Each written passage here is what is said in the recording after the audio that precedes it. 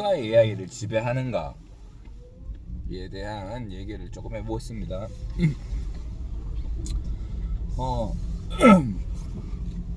러다이트 운동이라고 들어보셨나 모르겠어요. 러다이트 운동은 19세기 초였죠. 아마 19세기 초에 이제 방직공들 중에 맞나 모르겠어요. 정확하지 않습니다. 러다라고 하는 사람이었던가요? 하여튼 그 사람의 이름을 형용사형으로 해서 러다이트 운동이라고 하는데, 근데 이제 이 사람이 수제 방직공이었었나봐요. 근데 이제 방직기가 나오면서 수제 방직을 하던 사람들의 자리가 점점 없어지고 방직기가 대량 생산, 방직기로 이제 직물이 대량 생산되기 시작하니까 이제 어떤 이유를 갖다 대서 뭐 이제 제품의 불량률이 높다, 뭐 정성이 안 들어가 있다, 뭐 이제 이런 이유로 방직기 쓰는 걸 반대했습니다. 사실은 자신들의 일자리가 날아갈 거를 걱정을 한 거죠. 그래서 방직기를 부시고 뭐 그랬어요. 그래서 이제 나중에 이제 아마 이제 처형당할 거예요. 그 죄를 물어서 교수형을 당했다 그러던가. 뭐 하여튼 그래요. 근데 이제 이 러다이트 운동이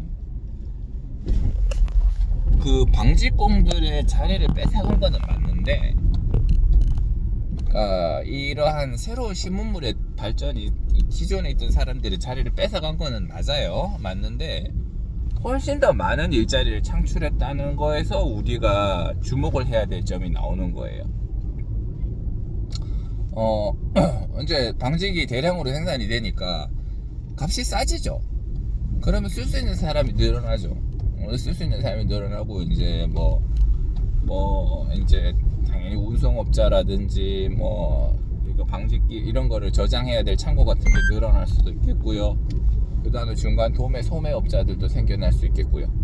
그래서 대량 생산화되기 시작하면서 훨씬 많은 일자리가 생겼어요. 그게 중요한 점이에요.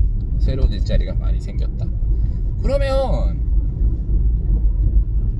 새로운 방직기가 생기면 방직기를 제일 잘 쓸 수 있는 사람은 누구예요? 기존에 수제로 방직을 해오던 사람들이 제일 잘 쓸 수 있겠죠. 뭐가 됐거나 품질 검수는 그 사람 내내는 거고, 대량으로 방직물이 막 나와도 자기들이 보고 이거는 불량, 이거는 아닌 거를 판별할 수 있을 거 아닙니까? 그럼 어떻게 수리해야 된다? 그래 뭐 방직기가 나왔을 때 수조작을 아예 안 해도 되는 완벽한 형태는 아니었을 거 아니에요. 그러니까 새로 바뀌어도 핸드랑 그 기계랑 서로 이제 복합적으로 하다가 조금씩 이쪽으로 넘어가겠죠. 안 그런 게 어디 있습니까? 다 그래요. 뭐 이제 기공사들, 치과 기공사들 옛날에는 이제 왁섭이라고 해서 이렇게 치아 모양을 우리가 치과 의사들이 깎았는 거를 이제 속고로 모델을 만들어서, 그럼 그게 양형이 되는 거죠. 양형 위에다가 왁스를 이렇게 얹어가지고 치아 모양으로 만듭니다. 그걸 납형이라고 하거든요.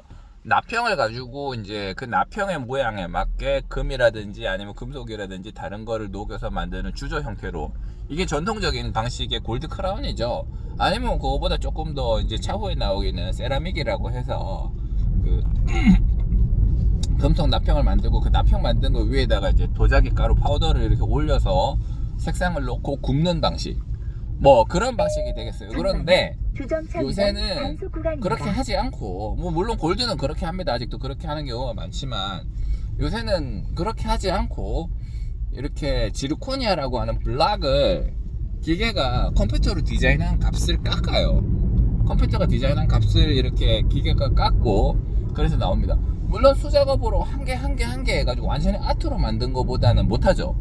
그렇지만 기공사들 업무가 진짜 많습니다. 그 박봉에 저도 잘 알아요. 박봉에 시달리면서 기공물이 많으면 참 힘들어요. 힘든 거 알고. 그러니까 사람이 하는 일이 몸 상태 피곤하거나 그날의 컨디션 아니면 뭐 시력이 점점 안 좋아질 수도 있고 손의 감각이 떨어질 수도 있고 편차가 되게 심한데, 기계는 그런 게 없잖아요. 그러면 그러한 컴퓨터 디자인을 누가 하는가? 당연히 기공사가 하죠. 기존에 있던 기공사들이 그러한 거를 제일 잘 할 수 있는 겁니다. 새로 깎아낸 모델이 나와도 새로 깎아낸 모델이 새로 깎아낸 그 블락에서 이제 그 옛날에는 이렇게 소성 변형을 소성으로 만들거나 아니면 주조를 해서 만들던 거를 기계가 깎아서 나와도 여전히 치과 의사들이 만들어낸 모델에다 적합을 해가지고 적합이 잘 맞는지 인접면이 잘 맞는지 규합이 잘 맞는지를 검수를 해야 되는 과정이 남아있다고요. 기계가 그걸 다 해주진 않으니까. 그리고 그걸 제일 잘할 수 있는 사람이 기공사잖아요. 여전히 기공사들이 할 일이 많이 있는 거예요. 오히려 예전보다 기공물을 훨씬 더 빨리 만들 수 있고 기공사의 노력이 덜 들어가죠. 이 기계로 이제 여러 개 디자인해 갖고 막 달아놓고 기계 막 돌려놓고 퇴근하는 겁니다. 그래가지고 깎아내니까 예전보다 일이 많이 줄었죠. 그리고 제품의 퀄리티도 균일을 할 수 있습니다. 색상도 어느 정도는 낼 수가 있는 걸로 되어 있어요. 그러니까 요컨대 여기서 여기로 넘어갈 때 완전히 이쪽에 있는 사람들이 싸그리 다 죽고 이쪽으로 넘어가지는 않는 거예요. 그래도 여기에 있는 사람이 가장 많아요. 내연기관을 고치는 사람들이 자동차 내연기관 자동차를 고치는 사람들이 전기차로 넘어가도 그 사람들이 전기차를 제일 잘 보지. 뭐 자동차가 엔진만 바뀌었지 전부 다 바뀐 게 아니잖아요. 그 자동차 정비하시는 분들도 내연기관 정비를 했지만 당연히 그 사람이 전기차 정비를 아무도 무주공산이라면 그 사람들이 제일 먼저 앞서 나가 있는 거죠. 당연한 얘기죠. 그렇습니다.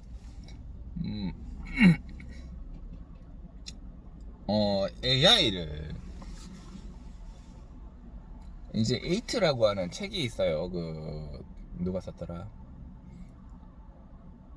그 당고 여신 차유랑 남편 이지성님이었던가요?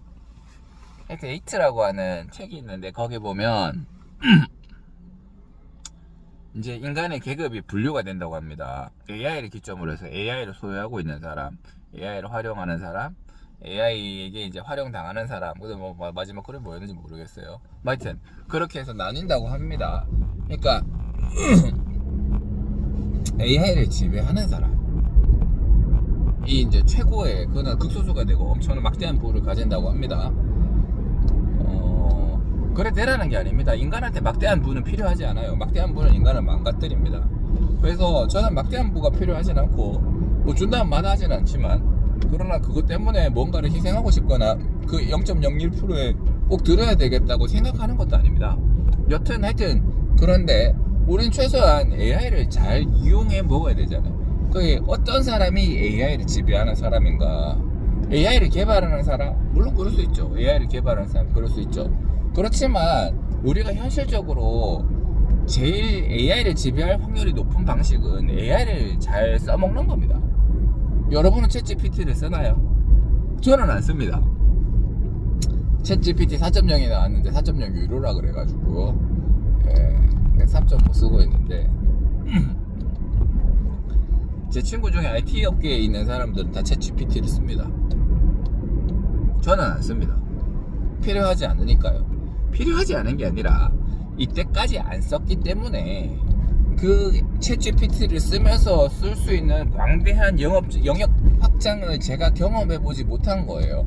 그리고 새로운 뭔가를 시도하고 거기서 깨지는 게 두렵고 귀찮아서 안 하고 있는 거죠.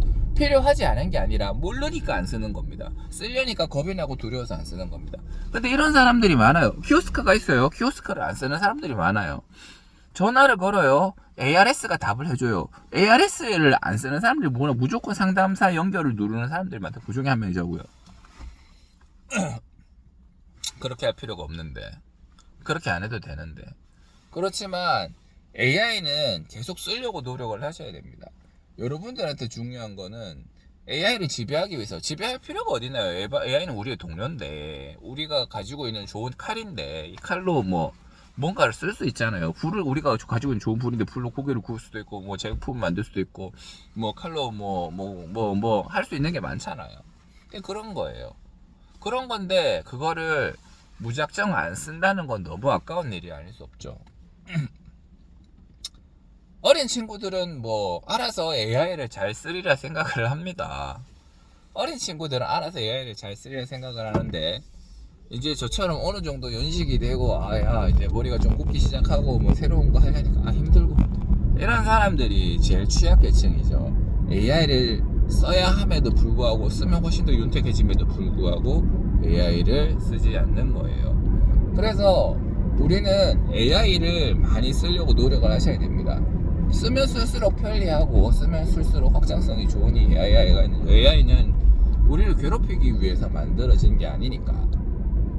그래요. 제가 되게 좋아하는 말이 있죠. 변화 자체는 고통이 아니다. 근데 그 변화에 저항하는 것은 고통이다. 고통이 너희를 붙잡고 있는 게 아니라 너희가 고통을 붙잡고 있다. 똑같은 말이. 변화는 고통이 아닌데 변화에 저항하는 것은 고통이다. 고통이 여러분들을 붙잡고 있는 게 아니라 여러분들이 고통을 붙잡고 있다. 변화하라는 얘기입니다. AI가 불잖아요. AI 바람이 불고. 그래서 우리는 AI를 지배야. AI는 좋은 우리의 친구인데 AI를 적극적으로 활용하려고 습관을 들이셔야 됩니다. AI를 활용하려고 습관을 들이셔야 된다. 이 얘기를 하고 싶어요. 그건 나한테 하는 말이기도 합니다. 저한테 하는 말이기도 해요. AI를 활용하려고 적극 노력을 하셔야 됩니다.